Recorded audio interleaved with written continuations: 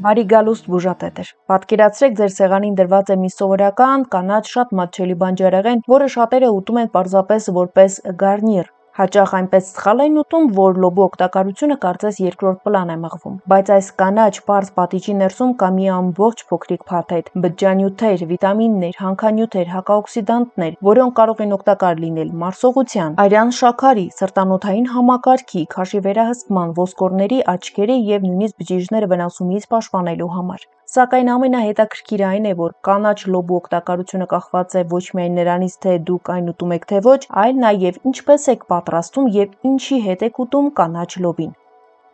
Որոշ մարդիկ կանաչ լոբին եփում են մինչև ամբողջովին փափկելը, հետո երկար տապակում են յուղի մեջ։ Շատերը կարծում են, որ այն կարելի է մեծ քանակությամբ հում ուտել, իսկ այն մարդիկ, ովքեր լոբին ուտում են միայն մսի, կարտոֆիլի եւ մեծ քանակությամբ յուղի հետ, զարմանում են, թե ինչու է այս առողջ ուտեստը ստամոքսի ծանրություն առաջացնում։ Սկսենք ամենակարևորից՝ ինչ է կանաչ լոբին։ Տեսեք, չոր լոբին ավելի շատ հարուստ է սպիտակուցով եւ օսլայով, մինչդեռ կանաչ լոբին ավելի մոտ է բանջարեղենին իր ջրի պարունակությամբ, ցածր կալորիականությամբ եւ բջջանյութով։ 100 գրամ եփած կանաչ լոբին մոտավորապես 40 կիլոկալորի է պարունակում, կախված տեսակից, պատրաստման եղանակից։ Այսինքն դուք կարող եք բավական մեծ ծավալով ուտելիք ստանալ առանց շատ կալորիաներ ընդունելու, բայց կալորիաները այստեղ ամենահետաքրքիրը չեն։ Կանաչ լոբին պարունակում է բջջանյութ, վիտամին C, վիտամին K, ֆոլաթթու, վիտամին A-ի նախորդող միացություններ, կալիում, մանգան եւ այլ շատ հանքանյութեր։ Եվ այսպես, կանաչ լոբին 7 հիվանդությունների դեպքում։ Մարսողություն եւ փորկապություն։ Առաջին մեծ առավելությունը բջջանյութն է։ Եթե ձեր սննդակարգում քիչ է բանջարեղենը, մրգերը, ամբողջական հացահատիկները եւ այլ բջջանյութով հարուստ մթերքները, աղիների աշխատանքը կարող է դանդաղել։ Կանաչ լոբու բջջանյութը օգնում է մեծացնել աղիքային պարունակության ծավալը եւ կարող է նպաստել կանոնավոր աղիքային շարժումներին։ Այսինքն այն կարող է օգտակար լինել փորկապությանը հակված մարդկանց համար, հատկապես եթե առողջ սննդակարգում ընդհանուր առմամբ քիչ բջջանյութ կա։ Սակայն այստեղ մի կարևոր պայման կա։ Եթե դուք սովոր չեք բջջանյութի մեծ քանակին եւ հանկարծ մի ամբողջ ափսեկ կանաչ լոբի եք ուտում, կարող եք ստանալ հակառակ արդյունքը՝ փքվածություն, գազեր, որովայնային անհարմարություն։ Ուստի բջջանյութը պետք է ավելացնել աստիճանաբար եւ իհարկե բավարար հեղուկ օգտագործել։ Կանաչ լոբու երկրորդ հրաշագործ ազդեցությունը՝ արյան շաքար։ Լոբին կարող է լինել շատ լավ ընտրություն։ Երկրորդ կարևոր ուղղությունը արյան մեջ գլյուկոզայի վերահսկումն է։ Կանաչ լոբին համեմատաբար քիչ ածխաջուր եւ քիչ կալորիա ունի, իսկ դրա բջջանյութը կարող է դանդաղեցնել սննդից ածխաջրերի ներծծումը։ Դրա համար այն կարող է լավ տեղ ունենալ այն մարդկանց համար, ովքեր փորձում են վերահսկել արյան շաքարը կամ ունեն շաքարային դիաբետ։ Բայց պետք է ճիշտ համադրությամբ օգտագործել։ Եթե այն ուտեք շատ կարտոֆիլի, սպիտակ հացի կամ յուղոտ մսի հետ, ապա ոչ մի օգուտ չեք ստանա։ Շատ լավ տարբերակ է լոբին համադրել սպիտակուցի, աղբյուրի եւ այլ բանջարեղենների հետ, օրինակ ձկան, հավի, ձվի եւ այլ համապատասխան մթերքների հետ։ Լոբու երրորդ շատ օգտակար հատկությունը՝ սրտի եւ անոթների համար։ Կանաչ լոբին օգտակար է սրտի համար առողջ սննդակարգի կազմում մի քանի պատճառով։ Առաջինը այն ցածր կալորիականության բանջարեղեն է, երկրորդը պարունակում է բջջանյութ, երրորդը պարունակում է կալիում, որը կարևոր հանքանյութ է օրգանիզմում հեղուկների եւ արյան ճնշման կարգավորման գործընթացներում։ Բացի դրանից կանաչ լոբու բուսական միացությունները նպաստում են ընդհանուր հակաօքսիդանտ պաշտպանությանը, բայց այստեղ նույնպես չպետք է ընկնենք մեկ մթերքը բուժում է սիրտը միֆի թակարդը։ Եթե դուք ամեն օր օգտագործեք շատ աղ, վերամշակված միս, տապակած սնունդ եւ չափից շատ կալորիաներ, ապա մեկ ափսեկ կանաչ լոբին այդ ամենին չի չեղարկի։ Հաջորդը քաշի վերահսկում եւ հագեցվածության զգացում։ Ահա կանաչ լոբու եւս մեկ հետաքրքիր առավելություն։ Այն կարող է մեծացնել սննդի ծավալը առանց մեծ քանակությամբ կալորիաներ ավելացնելու։ Պարզ ասած, երբ ձեր ափսեի մեծ մասը բաղկացած է բանջարեղենից, դուք կարող եք կուշտ զգալ համեմատաբար քիչ կալորիաներով։ Բջջանյութը նույնպես նպաստում է հագեցվածությանը։ Սա հատկապես օգտակար է այն մարդկանց համար, ովքեր փորձում են նվազեցնել ընդհանուր կալորիականությունը, բայց մի բան հիշեք, կանաչ լոբին չի նիհարեցնում։ Նիհարեցնող առանձին մթերք գոյություն չունի, այն կարող է օգնել վերահսկել քաշը միայն այն դեպքում, երբ ամբողջ սննդակարգը նպաստում է էներգիայի հավասարակշռությանը։ Բայց այստեղ մի շատ տարածված սխալ կա։ Եթե դուք կանաչ լոբին տապակեք մեծ քանակությամբ ձեթի մեջ, ավելացնեք սերուցք, մայոնեզ կամ շատ յուղոտ սոուս, ապա դա դիետիկ կերակուր չի լինի։ Լոբու 5-րդ շատ օգտակար հատկությունը ոսկորների առողջության համար։ Կանաչ լոբին պարունակում է մեծ քանակությամբ վիտամին K, որը չափազանց կարևոր դեր ունի ոսկրային հյուսվածքի նյութափոխանակության մեջ։ Այն որոշ չափով ապահովում է նաև մանգան և այլ միկրոտարեր։ Ավելացրեք կանաչ լոբին ձեր սննդակարգին, այդպիսով նպաստելով ձեր ոսկորների ողնաշարի առողջությանը։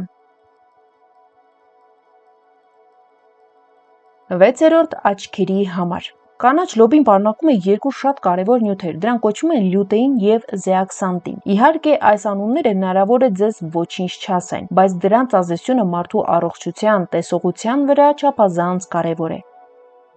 Այս նյութերը կապված են աչքերի առողջության հետ և կուտակվում են աչքի որոշ հյուսվածքներում։ Հատկապես կարևոր է այն պատճառով, որ մասնակցում են աչքի, լույսի և օքսիդատիվ ազդեցությունների նկատմամբ պաշտպանական համակարգերին։ Իհարկե, սա չի նշանակում, որ կանաչ լոբին կարող է բուժել տեսողության կորուստը կամ վերացնել ակնոց կրելու անհրաժեշտությունը, բայց լոբու կանոնավոր օգտագործումը կարող է նպաստել ձեր աչքերի առողջությանը։ 7-րդ բջիջների պաշտպանություն և ընդհանուր առողջություն։ Մեր օրգանիզմում անընդհատ տեղի են ունենում նյութափոխանակության գործընթացներ, որոնց ընթացքում առաջանում են օքսիդատիվ միացություններ։ Օրգանիզմը ունի դրանց դեմ սեփական պաշտպանական համակարգերը, իսկ սննդից ստացվող տարբեր բուսական միացությունները կարող են լրացնել այդ պաշտպանությունը։ Կանաչ լոբին պարունակում է մեծ քանակությամբ վիտամին C և տարբեր բուսական հակաօքսիդանտներ։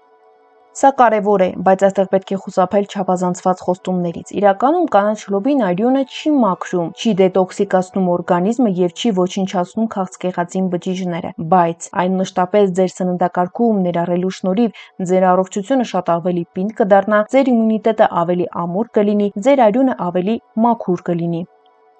Իսկ այժմ ամենակարևոր մասը՝ ինչպես ճիշտ պատրաստել կանաչ լոբին, որ դուք դրանից ստանաք մաքսիմալ օգուտ։ Շատ մարդիկ այստեղ սխալ են գործում։ Առաջին կանոնը՝ մի եփեք կանաչ լոբին անվերջ։ Երկարատև եփելը նպաստում է որոշ ջրալույծ վիտամինների, հատկապես վիտամին C-ի պարունակության նվազմանը։ Այդ պատճառով լավ տարբերակ է կարճ ժամանակով շոգ է խաշելը կամ արագ եփելը։ Կանաչ լոբին պետք է մի փոքր խրթխրթան լինի։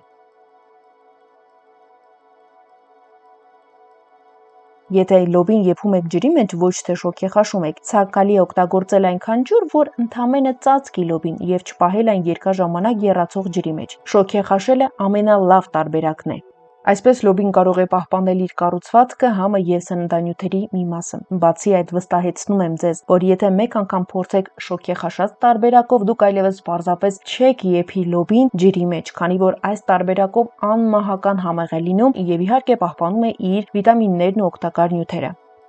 Իսկ արդյոք կարելի է ուտել հում կանաչ լոբի։ Ավելի լավ է կանաչ լոբին հում մեծ քանակությամբ չօգտագործել։ Լոբազգիների մեջ կան բնական պաշտպանական միացություններ և որոշ տեսակներ կարող են պարունակել լեկտիններ և այլ նյութեր, որոնք եթե մեծ քանակությամբ հում վիճակում օգտագործեք, կառաջանա մարսողական խնդիրներ։ Լոբին պարունակում է մեծ քանակությամբ ֆազին կոչվող նյութ, որը բնական տոքսին է, թույն։ Եթե դուք ուտեք լոբին հում կամ կիսաեփ վիճակում, ապա դա կհանգեցնի աղիների պատերի կրկռման, սրտխառնոցի և ուժեղ գազագոյացման։ Հաջորդ հարցը՝ իսկ սառեցված կանաչ լոբին օգտակար է թե ոչ։ Այո, շատերը կարծում են, թե միայն թարմ կանաչ լոբին է օգտակար, դա ճիշտ չէ։ Սառեցված բանջարեղենը կարող է շատ լավ տարբերակ լինել և երբեմն սառեցումն է թույլ տալիս պահպանել սննդային արժեքի մեծ մասը։ Եթե սեզոնը չէ կամ թարմ լոբի չունեք, որակյալ սառեցված կանաչ լոբին լիովին նորմալ ընտրություն է։ Ինչի հետ ուտել լոբին, որ ամբողջ սննդակարգը առողջ լինի։ Լոբին շատ լավ համադրություն է սպիտակուցի հետ։ Օրինակ, կարող եք լոբին համադրել ձկան, հավի մսի, ձվի, այլ լոբազգիների և այլ համապատասխան սպիտակուցային աղբյուրի հետ։ Կարող եք ավելացնել ձիթապտղի յուղի փոքր քանակություն, սխտոր, կանաչիներ և կիտրոն։ Բացի այդ, շատ լավ տարբերակ է տնական հալեցված յուղը։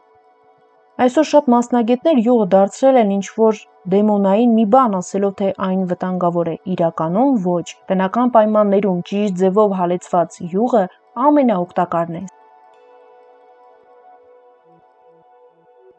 Իսկ ովքեր պետք է զգույշ լինեն և չօգտագործեն կանաչ լոբի։ Չնայած կանաչ լոբին ընդհանուր առմամբ անվտանգ սնունդ է համարվում, այն բոլորի համար չէ և հարմար չէ նույն քանակությամբ։ Եթե դուք ունեք գրգռված աղու համախտանիշ, արտահայտված փքվածություն կամ որոշակի աղիքային հիվանդություններ, մեծ քանակությամբ բջջանյութը կարող է ուժեղացնել ախտանշանները։ Այս դեպքում պետք է հետևել սեփական օրգանիզմի աշխատանքին և անհրաժեշտության դեպքում սննդակարգը հարմարեցնել մասնագետի հետ, եթե ունեք լուրջ խնդիրներ։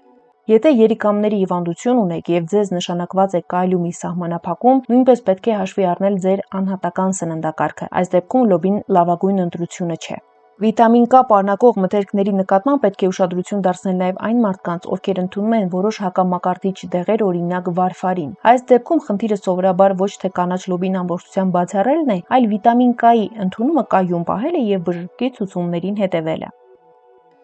Հարգելի հետևորդներ, այս թողարկման համար այսքանը։ Եթե տեսանյութը օգտակար էր, հավանեք այն դնելով լայք։ Մեկնաբանությունների հատվածում անպայման նշեք ձեր կարծիքը, նաև գրեք, արդյոք սիրում եք կանաչ լոբի, թե ոչ։ Արդյոք այն սարսնում եք ձմռան համար, թե ոչ։ Մեկնաբանությունների հատվածում առաջարկեք նոր թեմաներ մեր առաջիկա թողարկումների համար։ Կիսվեք տեսանյութով ձեր ընկերների հետ եւ բաժանորդագրվեք մեր ալիքին, որպեսզի բաց չթողնեք հաջորդ հետաքրքիր տեսանյութերը, որոնք ձեր առողջության մասին են։ Լավ եղեք, առողջ մնացեք, մինչ նոր հանդիպում։